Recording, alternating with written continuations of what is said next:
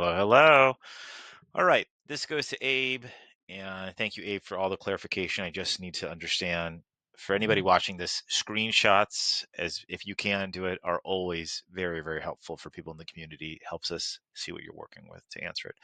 Okay, so Gabe's question is this. Gabe's asking for a beast mode or a calculated field, and it's asking, hey, I have a bunch of tickets in here, and I want to know every 6 hours from that ticket, how many updates did it touch? How many things happened to it? Cool. And so he shows me some ticket numbers and I see some, where is it? Some date time thing. So I'm like, cool, whatever. So I made this fake data set. I have a ticket number in here, 5019071, and I have a bunch of fake times in here. Sure, whatever. 1 a.m. all the way till 7:15 a.m. Okay, so we have to go into an ETL actually, and the reason why is because a beast mode will only create a new column. It can't look up or down. It's not Excel. We are going to need to put the first time that this was opened on every single row here. We need a column called opening like date or something like that.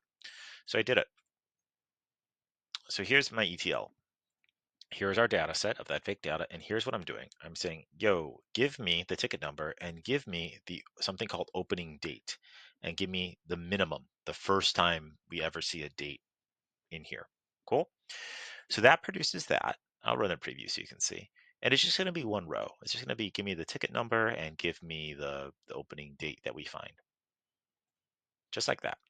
Now I'm joining it back based on the ticket number again, a left join on the data set that I have and this thing to give me the opening number all the way down. So now you can see it 1 a.m. all the way down. And this is where we're going to be able to finally do the difference to see what falls into a 6, 12, 18-hour thing. Now you could do this in formulas, but I just did it here just to, in case anybody wanted to see it. So I went and I picked my date operations tile, threw that in, and all I'm saying is this: hey, if it's within, call it within 6 hours, add to a certain date, add hours. What am I adding? I'm adding to the opening date 6 hours. That means it's within 6 hours. I do the same thing with 12, 18, 24. Okay, so all we've done right now is we have our ticket number, we have a date of when an update happened, and we have these things. And you can see here's 1 a.m. and here's 7 and blah, blah, blah, blah, blah. We have it all going all the way down. Now comes this part. So this logic I'm writing is I'm saying, hey, when the date of when an update happened is within, it's greater than or equal to the opening date and less than that 6 hour thing we just made, that range, call it 0. If it's within 6 to 12, call it 6. If it's in 12 to 18, call it 12. 18 to 24, call it 18. Greater than 24, call it 24. Whatever. So this produces a bunch of numbers for me like this, all the way there. We got all these numbers, 0, and there should be a 1 in here somewhere, something like that. But we got that. Perfecto. Now we can kick that off and run. And all I need to do is I make a card. And I say, show me by ticket number. I'm going to show me by that range that we made, the count of tickets that come in there. And boom, there we go. We can see, hey, of those updates, 9 things happened in the 0 to 6 hour. That's what that means.